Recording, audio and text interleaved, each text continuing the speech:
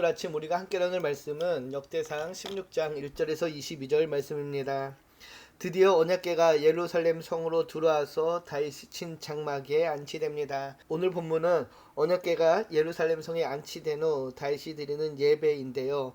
먼저 1절을 보면 이렇게 이야기합니다. 하나님의 궤를 메고 들어가서 다윗이 그것을 위하여 친 장막 가운데 두고 번제와 화목제를 하나님께 드리니라.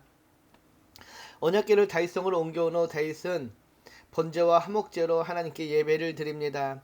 이 번제와 화목제를 드림으로 하나님과 이스라엘 간의 언약 관계를 재확인하는데요. 예배의 중심은 다른 것이 아니라 하나님이십니다. 다윗은 자신을 높이지 않고 하나님을 찬양하며 겸손함으로 하나님을 예배하죠. 그리고 예배를 마친 후 백성들을 축복하며 모든 사람에게 떡과 과일을 나눕니다. 그 누구 한 명 소외됨 없이 모든 백성들에게 나눠줌으로 인해서 함께 기쁨의 예배에 동참함을 알려주는 것인데요. 공동체 전체가 하나님의 은혜 안에서 하나됨을 보여주고 있는 것입니다.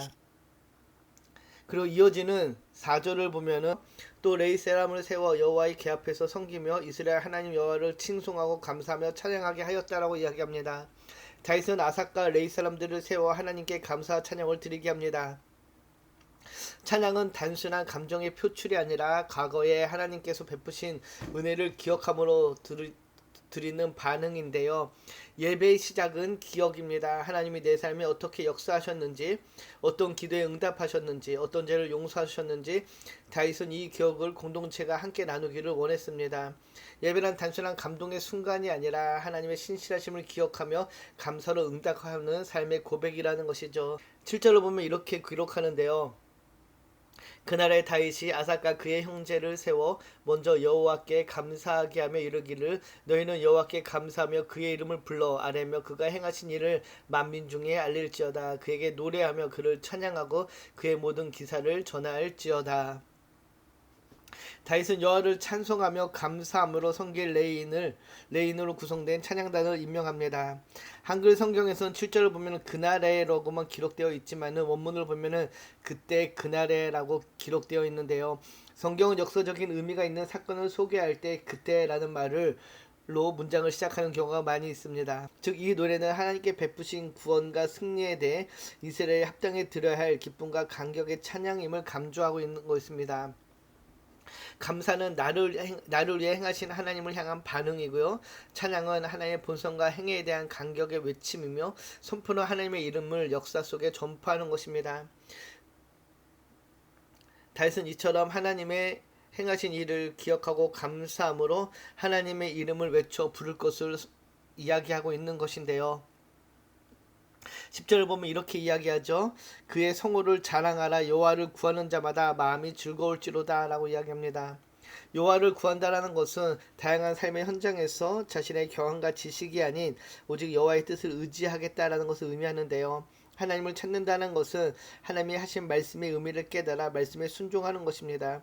다윗은 지금까지 살아온 자신의 궤적을 통해 하나님의 얼굴을 찾고 그분의 면전을 떠나지 않는 것이 참된 복임을 깨달았던 것인데요. 우리도 이렇게 하나님의 성호를 자랑하며 하나님을 구하는 삶의 모습이 삶의 자리가 되어야 될 줄 믿습니다. 우리가 예배 가운데 하나님의 이름을 부르는데요. 우리도 예배 가운데 하나님의 이름을 부르며 찬양하는데요. 어떤 하나님의 이름을 부릅니까?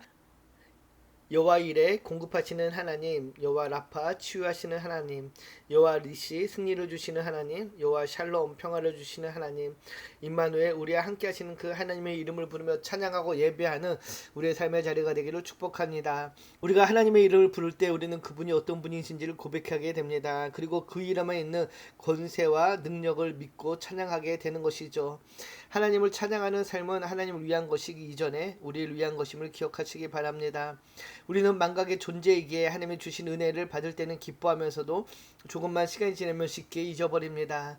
은혜만 잊을 뿐 아니라 하나님의 말씀까지 잊고 하나님 자체를 잊고 살 때가 너무도 많이 있죠. 그래서 나의 생각과 나의 경험을 의지하며 살아가기를 선호하는데요. 그러나 하나님의 역사를 찬양하고 기억하며 예배로 지킬 때에 그 예배가 나를 하나님 안에 머물도록 지켜줄 것입니다. 다윗처럼 주저하지 말고 하나님이 부어주신 은혜를 찬송하며 기억하는 삶을 살아가기를 주님의 이름으로 축복합니다.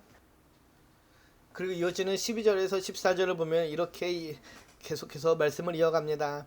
그의 종 이스라엘의 후손 곧 택하신 야곱의 자손 너희는 그의 행하신 기사와 그의 이적과 그의 입의 법도를 기억할지어다. 그는 여호와 우리의 하나님이시라. 그의 법도가 온 땅에 있도다. 예배는 단순히 현재에 대한 반응뿐만이 아니라 구속의 역사 전체에 대한 응답이기도 합니다. 하나님은 아브라함과 이삭과 야곱, 이스라엘 민족에게 언약을 주셨고 그 약속을 신실하게 지키셨습니다.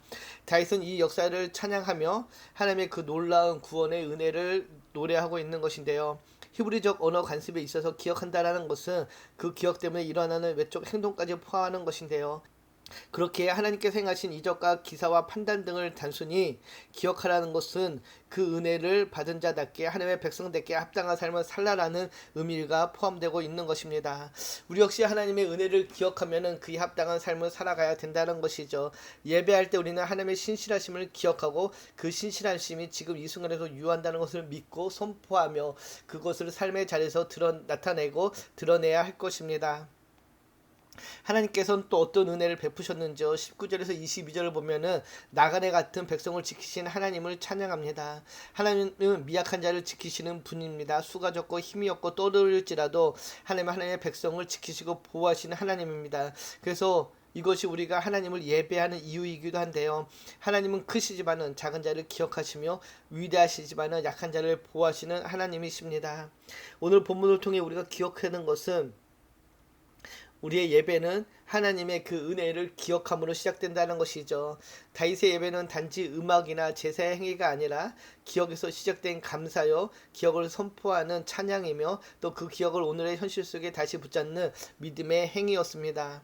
우리의 예배도 마찬가지로 이뤄야 될 줄 믿습니다. 하나님이 누구신지를, 나를 위해 무엇을 하셨는지를, 그리고 지금 어떤 약속을 이뤄 가신지를 기억하고 그 감사함으로 하나님께 나아가는 저와 여러분이 되기를 주님의 이름으로 축복합니다. 기도합니다. 참 좋으신 하나님 감사합니다. 당신의 은혜를 기억하고 찬양하며 예배합니다. 우리의 삶의 모든 자리에서 베풀어 주신 은혜를 기억하고 감사함으로 또 앞으로도 함께 하시는 그 하나님을 찬양하며 나아가는 우리의 삶의 자리가 되길 소망하며 우리를 원하신 예수님의 이름으로 기도드립니다. 아멘.